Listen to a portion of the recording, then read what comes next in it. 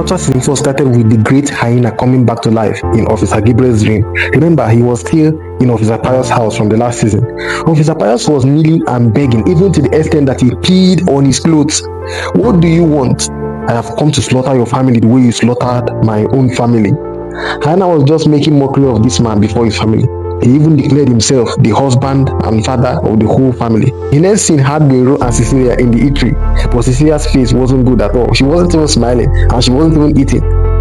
I really like you, Bero. I wish you had the one for me. Bero was not even understanding what she was saying. She said, I want you, but my father knows the best.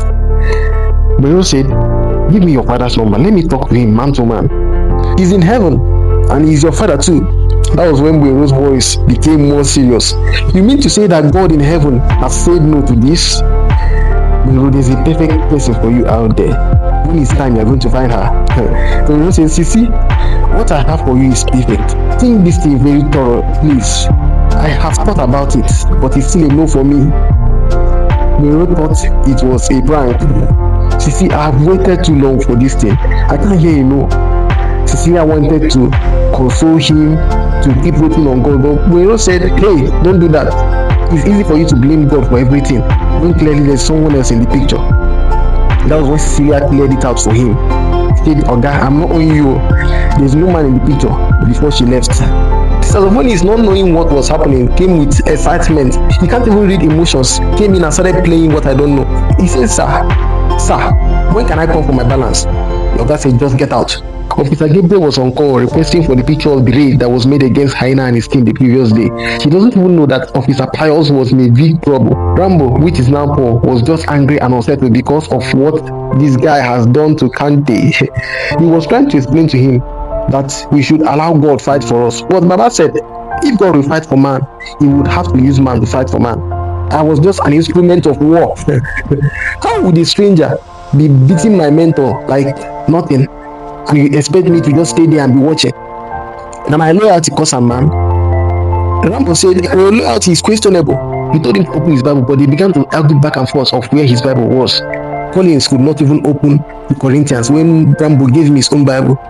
But Rambo finally collected the Bible from him and opened to Corinthians, where the Bible says that my strength is made perfect in your weakness. Paul asked him, what can you bring out of this very place I read? He said that anybody will get power, may they use and they help people will not get power.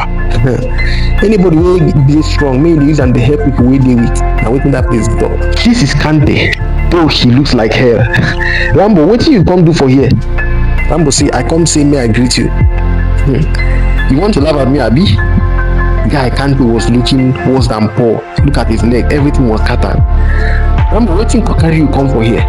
If they tell me say you fit come here, I go say na lie. Rambo's show of love really shocked this guy because he didn't expect Rambo, after everything he has done to him, to come and visit him when everybody has forgotten him. What you can do for here exactly? Tell me. Rambo say, I come pray for you. You want to pray for your enemy? Rambo say, Jesus say, may I love my enemy and may I pray for those who persecute me. He began to tell Rambo to help him because he's a real man of God. Please mentor me, be my leader, lead me on the right way. Kante was Rambo's boy when Rambo was in the world, and now he also wants him to be his mentor in Christ. Bero still went to Cecilia's house, but she wasn't around, so he dropped off a gift with her mom and told her to help tell her daughter that never mind. Officer Gabriel went through the dead man's picture and discovered that Hyena's picture wasn't there. Hyena was busy enjoying a delicious meal in another man's house. He was still eating when Officer Gabriel called Officer Pius. I can't take call now. I'm in the middle of something. Hyena is missing. Hyena held his shoulder. That's not possible. He was killed right before my eyes. Officer Pius, we need to raise an alarm. Officer Pius responded, you are digging into something that you don't understand, and you are digging into your grave. Officer Pius called the call and dropped the phone. Hyena told him that he wants him to kill Officer Gabriel. But he said, I can't. Cecilia came back and mommy told her that a huge good looking guy came here looking for you. She gave her the gift that Bero brought. Bero, as much as I appreciate this gift, I can't accept it. Don't do this to me, said Bero. We really need to stop talking. I have prayed about this and I heard a voice that said that you are the one for me. Cecilia, you are hurting me. Give me a chance to love you. Aww. You can't force a relationship with me based on sentiment. Paul invited these guys into the prison to visit Kante. but he was really so annoyed seeing them. Wetin dis criminals come do for here? Paul was consoling him. My boss, thank you for this privilege to ask this fool for forgiveness. Person wey we suppose beat second round. We all clap for him after he asked for forgiveness. Rambo told Kante that they will be praising God with him in this place where he was. Kante say, how I wan take praise God in this my present condition because his hand and leg were tied. But Paul said to him that this your condition is an advantage because your leg and your hand are clearly lifted to God already. So all you need to do is to open your mouth. They all busted into laughter. He said, Polo, how you take asking this kind of thing now? The girl was just crying like a baby. She's not even nice at all. I don't even know why I wasted my time on her. Martins was trying to console him with all he can, but it wasn't working. Love is a terrible thing. Last time I thought he said love is a beautiful thing. He said these were the days of my ignorance. He even gave Martins the ring he wanted to use to propose to Cecilia. I'm feeling feverish. Baba was shaking like a jellyfish. Martins took his blanket and covered him. All those songs I took out time to compose was just a waste. Martins said, I pray that God will give you inspiration to compose more songs. Martins changed the topic into Mama Boyro's birthday budget. Boyro was very angry when he brought up that topic. I don't care about any bloody birthday party. So you want me to part with my 250k? Boyro kept saying he has no money for Martins and kept trolling Martins about his joblessness. Get your job, Martins, and stop forcing birthday parties on everyone. Martins vowed never to tell him about the birthday party again. Mr. Pius woke up with his wife and daughter and they were planning to escape the house. But as they were leaving the house, Hyena switched on the light. Pius. You are bored of me already. I beg, allow me and my family to go. He was just laughing. Martins rev stopped for his interview and he was just remembering the former experiences he has had. Why not in his time? This is a new school, we can't afford people like you. Sir, let's just put the money aside and look into what I'm bringing to the table. Martins was just trying to tell this guy that he just wants to work. Forget about my portfolio, I want to work. My brother, I'm begging you, we don't have any work for you. We don't have any need for you. Please leave. Another person said, I really like your kind of person, but I don't like you for this job. This man was eating granite and invited Martins to join him to eat granite, but he rejected it. You want to work for me, but you are rejecting my offer, he said. Martins said, it's not a big deal now, it's just granite. But the man kept talking about the granite instead of Martins' CV.